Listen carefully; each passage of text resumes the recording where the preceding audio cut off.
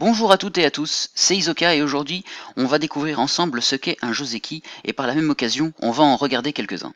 Vous avez peut-être déjà entendu parler de oui cette séquence est joseki ou encore non ce coup n'est pas joseki. Mais qu'est-ce qu'un joseki? Un joseki est une séquence de coups étudiée par les joueurs professionnels de Go qui considèrent qu'une séquence est équitable pour les deux joueurs localement. Quand je parle de joueurs professionnels de Go, il faut savoir que joueur de Go est un métier dans plusieurs pays, principalement en Chine, Corée et Japon. Attention, un joseki n'est pas obligatoire, on a le droit de ne pas jouer le joseki, et il ne sert à rien d'apprendre un joseki par cœur. Il faut d'abord le comprendre et le pratiquer. Rassurez-vous, vous allez les apprendre sans vous en rendre compte. Voici un des premiers joseki qu'on apprend au Go, où Blanc s'installe tranquillement sur le bord en menaçant de prendre le coin si Noir ne répond pas.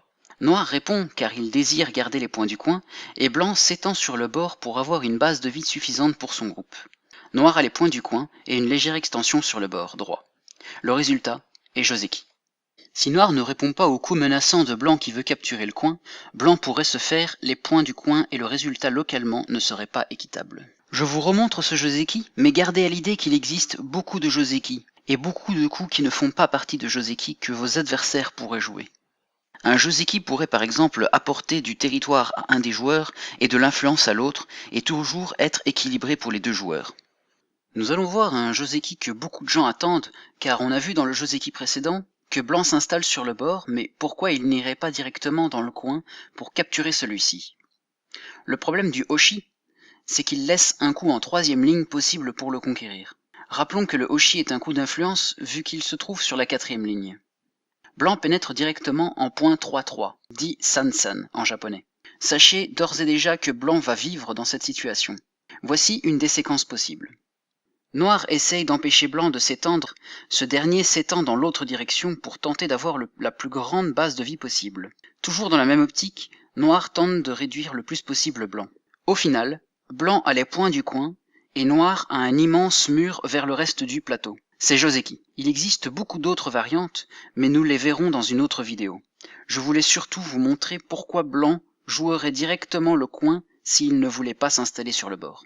Il existe vraiment beaucoup de joseki, et si l'adversaire ou vous-même jouez un coup qui n'est pas dans la séquence, cela peut faire perdre des avantages pour celui qui s'est trompé. N'oubliez pas qu'un joseki reste équitable localement. Avec le reste du goban, donc une vision globale, le résultat pourrait être très mauvais, comme très bon. La vision globale viendra à force de jouer.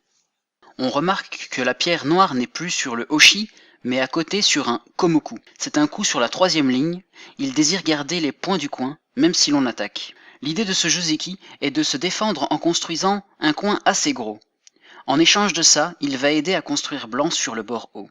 Le dernier coup de Blanc est jouable en troisième ligne comme en quatrième ligne. Noir possède un solide coin et Blanc s'installe plus facilement sur le bord haut. C'est joseki. Dans ce joseki, Noir va répondre différemment. Noir va placer une pierre sur la quatrième ligne en échange de quoi Blanc va pouvoir tenter de récupérer le coin. Noir bloque pour ne pas laisser le coin trop facilement. Au final, Blanc va s'étendre sur le bord haut. Noir aura obtenu un coup en quatrième ligne pour une possible expansion sur le bord droit, et le coin est partagé entre les deux joueurs. C'est joseki.